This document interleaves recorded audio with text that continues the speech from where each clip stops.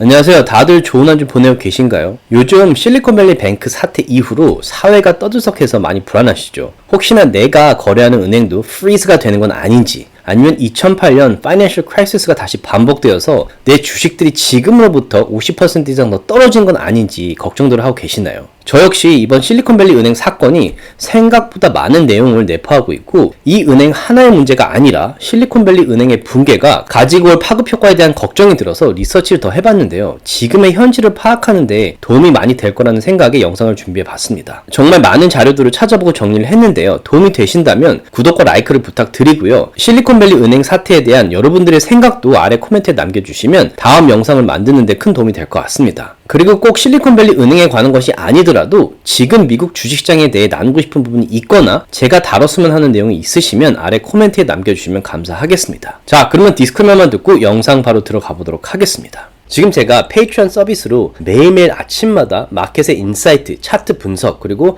저와 투자를 35년, 40년 이상 하신 멘토님의 매수 매도를 나누고 있지만 페이트리온 멤버가 아니어도 누구나 볼 수 있도록 매일매일 아침에 그날 일어나는 뉴스와 인사이트, 그리고 기본적인 차트 모멘텀 등을 나누고 있으니 디스코드에 오셔서 참고하시면 누구에게나 도움이 될 거라고 생각을 합니다. 제가 만든 컨텐츠들은 어디까지나 정보 전달을 위한 영상들이기 때문에 절대 영상만 보시고 주식들을 매수 매도하지 마시기 바라고요. 본인 스스로 반드시 리서치를 더 하신 다음에 판단을 내리시기 바라겠습니다. 자, 아마 주식 투자를 하는 분이시라면 저번 주에 일어났던 실리콘밸리 뱅크 사태를 다 들어보셨을 거라는 생각을 합니다. 2008년 파이낸셜 크라이시스 이후로 가장 큰 뱅크 페일리어가 일어났는데요. 실리콘밸리 뱅크에 이어서 시그니처 뱅크도 FDIC에 의해 failed bank로 지정이 되었고, 앞으로 무너질 가능성이 높은 은행들이 많아 보여서 투자자들이 꽤 걱정을 하고 있고요. 주식 가격 역시 실리콘밸리 은행 같은 경우 760불에서 100불까지 떨어졌었고, 웨스턴 리라이언스 뱅크 같은 경우에도 125불에서 8불 밑으로 떨어졌으며, First Republic Bank도 220불에서 18불까지 떨어졌습니다. 그리고 PacWest Bank Corporation도 50불에서 무려 5불까지 떨어졌는데요. 도대체 왜 은행의 주식 가격이 이렇게 연달아서 크게 떨어지고 있는 걸까요? 자, 아마도 이런 생각을 하시는 분들도 있을 수 있습니다. 실리콘밸리 뱅크, 시그니처 뱅크, 들어보지도 못한 은행들인데 이런 은행들이 무너졌다고 걱정할 필요가 있나? 자, 여러분들이 반드시 아셔야 할 것이 이 두 개의 은행은 결코 작은 은행이 아니라는 사실입니다. 실리콘밸리 은행 같은 경우에 미국 전체에서 16번째로 큰 은행이었으며 실리콘밸리에서는 가장 큰 은행 중에 하나였죠. 두 번째로 무너진 시그니처 뱅크 같은 경우에도 미국 전체에서 32번째로 큰 은행이기도 하고 뉴욕에서 5번째로 큰 은행이었습니다. 절대 동네에 있는 이름 없는 작은 은행들이 아닌데 지금 이런 은행들이 붕괴되고 있는 거죠. 그리고 이 여파가 당분간 앞으로 계속 이어져 나갈 거라는 생각이 드는데요. 한번 살펴볼까요? Bank regulators have seized Silicon Valley Bank in the largest bank failure since the Great Recession. Customers were rushing to take their money out. Get the money out. There are recent developments. 자, 보시다시피 뉴스에서는 지금 온통 실리콘밸리 은행에 대한 이야기들입니다. 자, 실리콘밸리 은행은 1982년에 설립이 되어서 VC나 스타트업들에게 돈을 빌려주는 독보적인 은행으로 자리 잡기도 했고, 스타트업들 같은 경우에는 아직 성장을 하고 있는 단계이기 때문에 은행들로부터 많은 제약을 받는데, 실리콘밸리 뱅크 같은 경우에는 스타트업을 주 고객으로 잡으면서 스타트업들이 회사를 성장시키는데 아주 효율적으로 자본을 운영할 수 있는 플랫폼을 보유하고 있어서 스타트업들 사이에서는 거의 가장 먼저 찾는 은행 중에 하나였습니다. 자, 1982년 이후에 몇십 년간 이 은행이 아주 크게 성장을 했고 은행 시스템도 잘 돌아가고 있었습니다. 특히나 금리가 0%여서 돈을 빌리기도 부담이 없었고 VC들이 스타트업에 크게 투자를 하고 마켓이 호황기였던 2020년, 2021년에는 투자받은 자본을 실리콘밸리에 맡기는 스타트업들이 많아서 실리콘밸리 은행 같은 경우에는 한 해에 무려 90% 이상 성장을 했었다고 합니다. 주가도 760불까지 올랐고 엄청 크게 성장을 해서 실리콘밸리 은행 입장에서도 투자할 돈이 많이 생긴 거죠. 자, 그런데 이런 성장이 지금 터지고 있는 은행 붕괴의 원인을 제공하게 됩니다. 모든 은행의 경우 Fractional Reserve Banking System이라는 것이 있습니다. 쉽게 말해서 고객이 은행에 돈을 예금했을 경우에 예금한 원금의 10% 정도만 은행에 보유하고 있으면 되고 나머지 90%는 다른 곳에 빌려주거나 따로 투자를 해서 은행이 수익을 낼 수 있는 수단이 되는 거죠. 은행이 고객으로부터 100불을 받으면 고객은 작은 이자를 받을 수 있지만 은행은 이 100불의 10%만 남기고 남은 90불은 다른 은행에 훨씬 높은 이자를 받아서 빌려주고 수익을 낼 수 있는 겁니다. 그리고 이 90불을 빌린 은행은 또다시 90불에 10%만 남기고 나머지 81불은 다른 은행에 또 빌려주면서 더 높은 이자로 수익을 낼 수 있는 거죠. 자, 이런 식으로 모든 은행들이 서로 돈을 벌 수 있는 윈윈 상황이 호황기 때는 유지가 되었습니다. 하지만 여기서 아주 중요한 전제는 은행들이 보유하고 있는 이 10%라는 수치가 고객들이 돈을 출금하려고 했을 때 충분히 나눠줄 수 있는 액수였다는 거죠. 자, 보통 때 같으면 갑자기 많은 고객들이 한꺼번에 돈을 찾으려고 하지도 않을 뿐더러 불황기가 아닐 경우에 은행에 여러 가지 루트로 돈이 꾸준히 들어와줬기 때문에 큰 문제는 없었습니다. 하지만 2021년 말 2022년에 인플레이션과 금리 인상으로 문제가 터지기 시작했죠.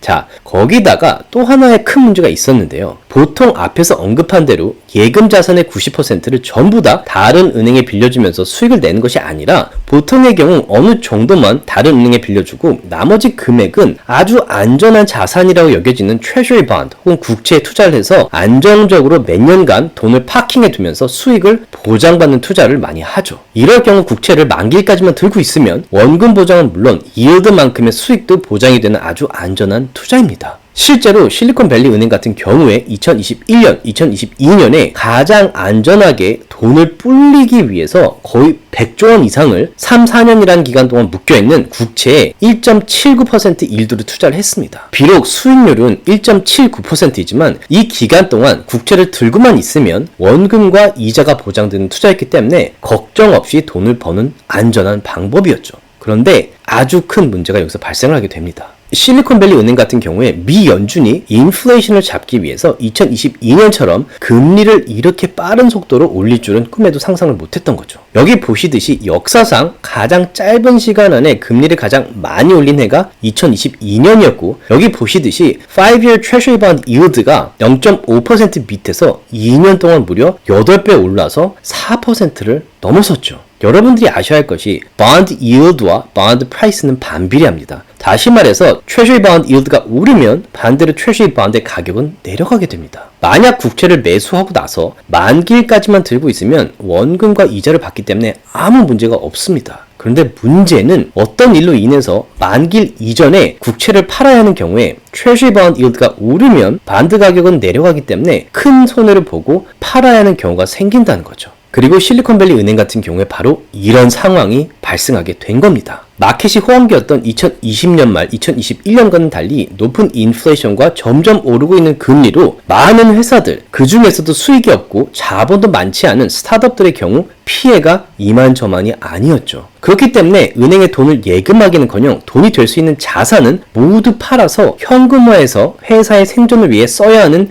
시기였던 겁니다. 자, 실제로 지난 3분기 동안 실리콘밸리 은행의 고객들이 13% 혹은 25빌리언 이상이 빠져나갔고 VC들 역시 30% 이상 투자 딜들이 실패했다고 합니다. 마켓이 점점 나빠질수록 돈을 출금하는 회사들이 많아졌고 한꺼번에 너무 많은 회사들이 동시에 돈을 빼는 바람에 어느 시점에는 실리콘밸리 은행의 경우 출금 액수가 은행이 현재 보유하고 있는 액수보다 많아지게 된 겁니다. 자, 여기서부터 문제가 심각해집니다. 3월 8일에 실리콘밸리 은행이 4년간 묶여있던 국채를 1.8 빌리언, 즉 2조 원 이상 손해를 보고 팔아서 2.25 빌리언을 유치하려고 하고 있다고 발표를 했고 이것이 투자자들에게 1차 충격을 주게 됩니다. 이때까지만 해도 실리콘밸리 은행의 대표들이 출금할 돈을 마련할 수 있으니 걱정하지 말라라고 했었죠. 하지만 그 다음 날인 3월 9일에 실리콘밸리 은행 측에서 고객들이 요구하는 자본을 돌려줄 만큼의 돈을 회수하지 못했다라고 발표를 하면서 아주 빠른 속도로 더 많은 스타트업들이 이 은행으로부터 돈을 빼게 되고 심지어는 피터 틸도 본인이 투자한 스타트업들에게 혹시 모르니까 실리콘밸리 은행으로부터 자본을 빼라 라고 얘기를 하면서 이날 하루만 무려 42빌리언, 거의 45조 이상의 돈이 withdraw 됐다고 합니다.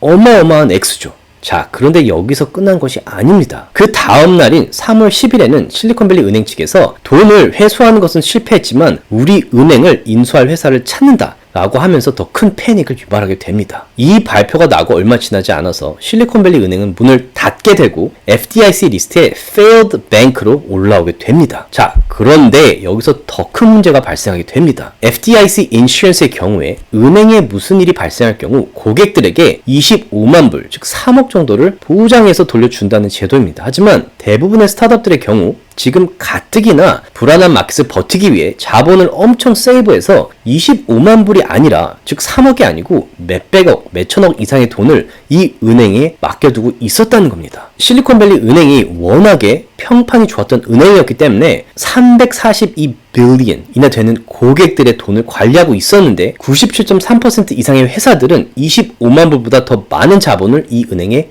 맡겨놨던 거죠. 그 말은 몇백억, 몇천억 이상 모아뒀던 자본이 하루아침에 25만 불 혹은 3억 정도로 줄어든 겁니다. 자, 물론 은행이 파산 신청을 하고 자산을 팔아서 고객들에게 돈을 나눠줄 수는 있지만 FDIC 가이드라인에 따르면 원금을 다 회수하기도 힘들겠지만 어느 정도 원금을 회수하기 위해서 몇 년이 걸릴 수 있다고 나와 있습니다. 문제는 이런 스타트업들 같은 경우에 당장 돈이 없으면 생존조차 힘들 수 있다는 거죠. 그리고 조금 전에 보셨듯이 실리콘밸리 은행에 돈을 맡긴 97% 이상의 회사들이 25만 불 이상의 돈을 맡겨놨기 때문에 본전을 찾지 못할 가능성이 높다는 거죠. 자, 이 은행에 돈을 맡기는 회사들 중에 우리가 들으면 알만한 회사들도 꽤 있었는데요. 로쿠 같은 경우에 약 5천억 원 이상을 맡겨놨었고 로브워스 같은 경우에도 약 1,500억, 서클 같은 경우에는 3.3 빌리언 조 단위로 관여가 되어 있었고 이 외에도 에츠나 컴패스 커피 같은 회사들의 자본도 맡겨져 있었다고 합니다. 자, 이런 상황에 시그니처 뱅크까지 페일하고 나서는 일이 너무 커지는 걸 막기 위해서 US 레귤레이터들이 실리콘밸리 뱅크 고객들에게 원금을 다 돌려주겠다라고 발표를 하긴 했습니다. 하지만 그건 두고 봐야겠죠. 거기다가 만약에 은행들이 이런 식으로 도미노처럼 무너지기 시작하면 2008년 파이낸셜 크라이시스가 다시 반복될 가능성이 높기 때문에 미 연준에서는 어떻게든 이 사태를 막으려고 할 겁니다. 자, 많은 사람들이 미 연준이 앞으로 금리를 한 번 정도 0.25% 올리고 그 후에는 더 이상 금리를 올릴 수 없을 것이며 오히려 금리를 낮춰야 하는 상황도 올 수 있을 거다라고 말하고 있고 골드만삭스 같은 경우에는 이번 달에 있을 미 연준 미팅 때도 금리 인상 자체가 없을 가능성도 높다라고 발표를 했습니다. 금리를 계속 올리거나 이렇게 높은 금리를 오래 유지할 경우 더 많은 회사들이 힘들어져서 은행들로부터 돈을 출금하게 될 가능성이 높아질 것이고 만약 만기일이 긴 국채에 투자했거나 은행 자체에 자본이 많이 없는 경우 더 많은 은행들이 쓰러질 수 있기 때문에 미 연준도 상당히 조심스러운 상황일 겁니다. 자, 앞으로 미 연준이 어떤 결정을 내리고 지금 파이낸셜 섹터의 사태를 어떻게 수습하느냐에 따라서 마켓이 반응하게 될 거라고 생각을 합니다. 저 같은 경우에는 지금 투자를 어느 정도 멈추고 있고 며칠 전부터 파이낸셜 섹터를 숏하면서 마켓의 움직임을 살펴보고 상황을 파악하고 있습니다. 절대 조급하게 투자할 이유는 없는 시기라고 저는 생각을 합니다. 이상 오늘은 지난주에 일어났던 실리콘밸리 뱅크의 붕괴에 대한 소식을 함께 나눠봤습니다. 조금이라도 도움이 되셨다면 주위 분들과 나눠주셨으면 너무 고맙겠고요. 구독과 라이크를 해주시면 더욱 감사하겠습니다.